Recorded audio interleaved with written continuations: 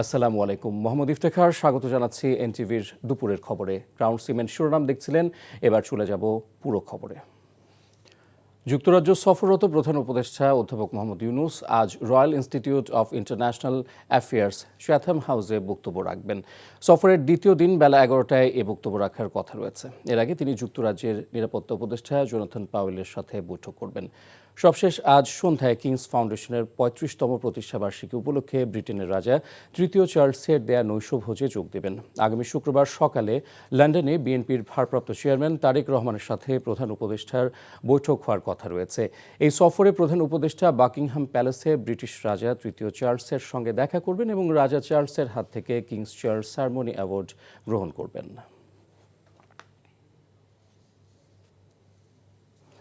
বিএনপির সিনিয়র যুগ্ম মহাসচিব রিজভী আহমেদ বলেছেন, ডক্টর ইউনূস ও তারেক রহমানের বৈঠক হবে ঐতিহাসিক, এটি গণতন্ত্রের জন্য সহায়ক হবে। বলেছেন, যৌক্তিক সময়ে নির্বাচন আয়োজনে সরকারের সাথে আলোচনা করবে বিএনপি। এই বৈঠকটি হবে ঐতিহাসিক বৈঠক। এটা বাংলাদেশের গণতন্ত্রের জন্য এটা সুবাতাস বইবে এবং বাংলাদেশের গণতন্ত্র যেন আর কোনো ফ্যাসিবাদের দ্বারা আক্রান্ত না হয়, কোনো আগ্রাসী রাক্ষসের মুখে পড়ে এটা যেন নিঃশেষ না হয়ে যায়, তার জন্য এই বৈঠকটি আমি মনে করি একটি ঐতিহাসিক বৈঠক হবে। দেশ, জাতি এবং দুর্ভাগা গণতন্ত্রের জন্য এটি একটি মঙ্গলজনক বৈঠক হবে। পরিবারের সঙ্গে ঈদ আনন্দ ভাগাভাগি করে রাজধানীতে ফিরতে শুরু করেছেন কর্মজীবী মানুষ। আবার অনেকেই গ্রামে ফিরছেন শেষ সময়, ফলে সড়কে বাড়তে শুরু করেছে চাপ। বাড়ছে নগরীর অভ্যন্তরীণ যান চলাচল। তবে যানজটবিহীন ভোগান্তিমুক্ত সড়কে এখনও স্বস্তির যাত্রায় নগরবাসী। মেজবা হাসানের রিপোর্ট। দীর্ঘ বিরতির পর সেই চিরচেনা নগরে ভিড়ল ট্রেন। কাটেনি ঈদের খুশির রেশ, প্রিয়জনকে ছেড়ে আসার ছাপ চোখে মুখে স্পষ্ট। তবে স্বস্তির যাত্রায় কর্মে ফেরার খুশি তারা।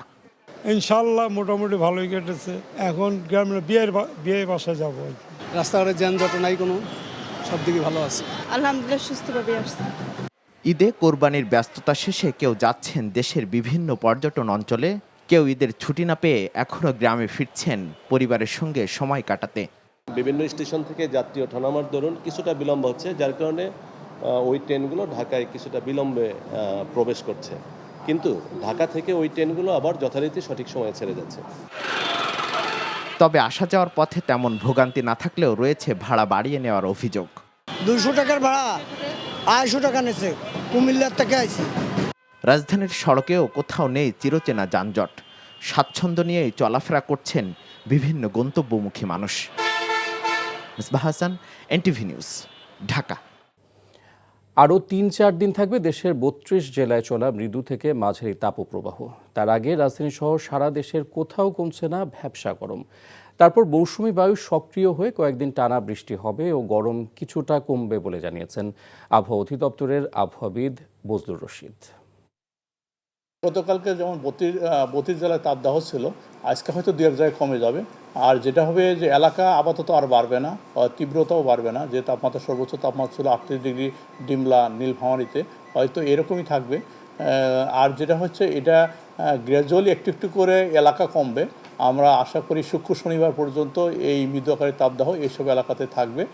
তারপর যেটা আমরা বলছি যে 14 বা 15 তারিখ পর থেকে যখন মেন বৃষ্টি শুরু হবে, অর্থাৎ মৌসুমী বায়ু পুরোপুরি সক্রিয় হবে, সেই সময় সারা দেশ থেকেই আপনার এই তাপদাহ চলে যাবে। 58 দিনের নিষেধাজ্ঞা শেষে আজ মধ্যরাতে মাছ শিকারে সাগরে নামবে জেলেরা। তাই শেষ মুহূর্তে প্রস্তুতি নিচ্ছেন তারা। কেউ ট্রলারে জাল তুলছেন, কেউ নিত্য প্রয়োজনীয় সামগ্রী তুলছেন। জেলেরা জানান, ভারতের সঙ্গে মিল রেখে 15 এপ্রিল থেকে 11 জুন পর্যন্ত সামুদ্রিক মাছের প্রজননের জন্য 58 দিনের নিষেধাজ্ঞা দেয় সরকার। পটুয়াখালী জেলা মৎস্য কর্মকর্তা জানান, অবরোধ সফল হওয়ায় সাগরে মাছের সুষ্ঠু প্রজনন হয়েছে। জেলেদের জালে ঝাঁকে ঝাঁকে মাছ ধরা পড়বে প্রত্যাশা তাদের। একজন ফেরিওয়ালা, ফুলওয়ালি কিংবা শরবত বিক্রেতা, নিয়মিত আড্ডা জমানো সেই টং দোকানের চাওয়ালা, কেমন কেটেছে তাদের ঈদ? মূল্যস্ফীতির এই সময়ে তাদের ঈদ অনুভূতিও বা কি? এসব মানুষের ছোট ছোট গল্প তুলে ধরছেন মেজবা হাসান, ছবি তুলেছেন মনির হোসেন। নিত্যদিনের ফুলের সজীবতা দিয়ে অন্যকে রাঙিয়ে তোলা শাহানারা বেগমের জীবনটাই যেন ধূসর। আর রমনায় মায়ের সাথে হাঁটতে হাঁটতে কখন যে নিজেই ফুলওয়ালা হয়ে উঠলেন সেটিও মনে করতে পারে না কৈশোর পেরিয়ে যৌবনে পা দেয়া সুমন আলী। তবে মায়ের হাতেখড়ি দিয়েই চলছে সংসার। বিয়ে দিয়েছেন 2 বোনকে। অর্জিত অর্থের ছোট ছোট সুখ অনুভূতি দিয়ে সাজিয়েছেন ক্যালেন্ডারের পাতা। খুবই ভালো লাগে, কেননা মানুষ আছে, বিনোদনের জায়গা আছে, একটা কিছু যদি পায় তারাও খুশি হয়, আমরাও বেঁচে 2 টাকা পাই। 50-এর কোটায় পা দেওয়া রুস্তুম 2 সন্তান নিয়ে ফুটপাতে খুঁজে ফিরছেন ঈদ আনন্দ। নেই বাড়ি ফেরার টান, কোথায় বা ফিরবে? নদীর জলে ভেসে গেছে যে ভিটা, সেই ভূমিতে ফেরা যে বড্ড কঠিন। যাইতে মনে চাইলেই কি মানে বাল বাচ্চা গেলে থাকতে হইব না, থাকার জায়গা তো থাকতে হইব। মানুষের নিত্যদিনের চাহিদা ও শখ মেটানোর বিনিময়ে অর্জিত অর্থে জীবিকা নির্বাহ করা এমন হাজারো মানুষের গল্পের রং অভিন্ন। ঈদ কিংবা উৎসবে নেই আলাদা কোনো অনুভূতি। আমরা ব্যবসা করে মনে করেন ব্যবসা করা অবস্থা দেখা গেছে, ব্যবসা খাতিরে উইট করতে অঙ্ক টাকা বাইরে যাবার যাতে কার মন চায় না, সবারই চায়, কিন্তু অভাবের কারণে যাবার পারিনি। আমার ছোট ছেলে আছে, এই খুব ডাকাডাকি করছে, আমি টাকার জন্য যেতে পারিনি। Misbah Hasan, NTV news, Dhaka. আর এই ছিল দুপুরের খবরে। ধন্যবাদ সবাইকে।